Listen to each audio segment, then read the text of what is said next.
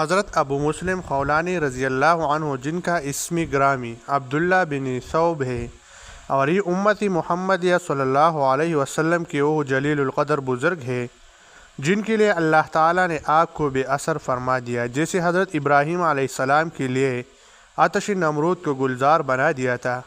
یہ یمن میں پیدا ہوئی تھی اور سرکار دو عالم صلی اللہ علیہ وسلم کے عہد مبارک میں اسلام لا چکی تھی، لیکن سرکار دو عالم صلی اللہ علیہ وسلم کی خدمت میں حاضری کا موقع نہیں ملا تھا۔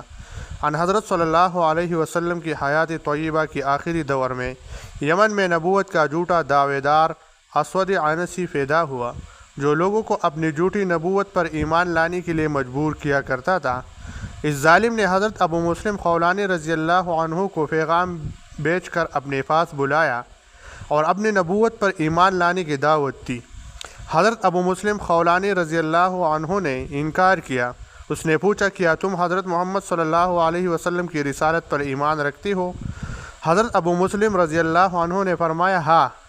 اس پر اسود عنسی نے ایک خوفناک آگ دہکائی اور حضرت ابو مسلم رضی اللہ کو اس آگ میں ڈال دیا، لیکن اللہ تعالیٰ نے ان کے لیے آگ کو گلزار بنا دیا اور وہ اس سے صحیح سلامت نکل آئی۔ یہ واقعہ اتنا عجیب تھا کہ اسود عنسی اور اس کے رفقا پر ہیبت طاری ہو گئی اور اسود کے ساتھیوں نے اسے مشورہ دیا کہ ان کو جلا وطن کر دو، ورنہ خطرہ ہے کہ ان کی وجہ سے تمہارے پیروکاروں کی ایمان میں تزلزل نہ آ جائے۔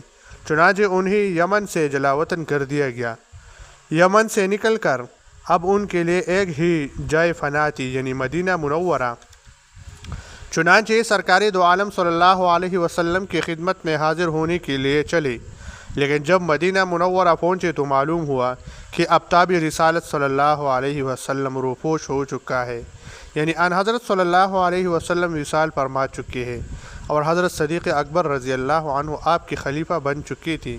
انہوں نے اپنی اونٹنی مسجد نبوی کے دروازے کے پاس بٹھائی اور اندر آ کر ایک ستون کے پیچھے نماز پڑھی شروع کر دی۔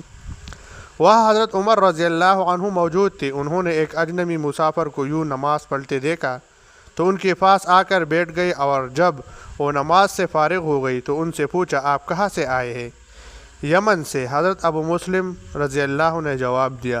حضرت عمر رضی اللہ عنہ نے فوراً پوچھا، اللہ کے دشمن اسود عنسی نے ہمارے ایک دوست کو آگ میں ڈالا تھا اور آگ نے ان پر کوئی اثر نہیں کیا، بعد میں ان صاحب کے ساتھ اسود نے کیا معاملہ کیا؟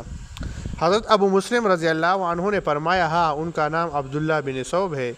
اتنی دیر میں حضرت عمر رضی اللہ کی فراست اپنا کام کر چکی تھی۔ فرمایا، میں آپ کو قسم دے کر پوچھتا ہوں، کیا آپ ہی وہ صاحب ہے؟ حضرت ابو مسلم خولانی رضی اللہ عنہ نے جواب دیا، جی ہاں۔ حضرت عمر رضی اللہ عنہ نے یہ سن کر فرط مسرت سے ان کی پیشانی کو بوسہ دیا اور انہیں لے کر سیدنا صدیق اکبر رضی اللہ عنہ کی خدمت میں پہنچی۔ انہیں سیدنا صدیق اکبر رضی اللہ عنہ اور اپنے درمیان بٹھا کر فرمایا، اللہ تعالیٰ کا شکر ہے کہ اس نے مجھے موت سے پہلے امتی محمدیہ صلی اللہ علیہ وسلم کی اس شخص کی زیارت کرا دی جس کے ساتھ اللہ تعالیٰ نے ابراہیم خلیل اللہ علیہ السلام جیسا معاملہ فرمایا۔